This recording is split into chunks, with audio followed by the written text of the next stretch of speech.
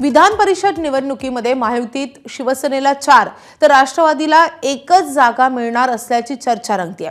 शिवसेना भाजपकडे 6 जागांचा प्रस्ताव ठेवणार असल्याची सूत्रांची माहिती आहे। यामध्ये हिंगोली परभणीची जागा शिवसेना लढण्याची शक्यता आहे, तर रायगड, रत्नागिरी, सिंधुदुर्गची जागा राष्ट्रवादी काँग्रेसच्या वाट्याला जाण्याची चर्चा रंगतेय।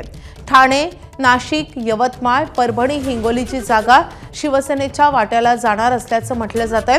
मात्र पुण्याच्या जागेवर भाजपचा दावा कायम आहे।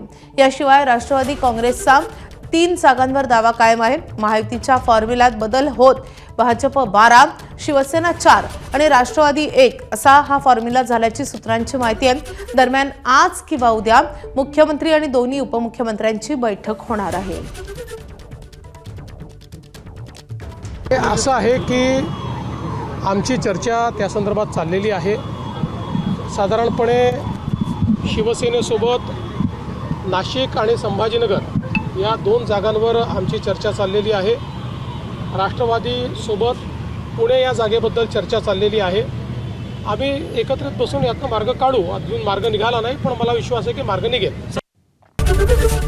एबीपी माझा, उघडा डोळे बघा नीट।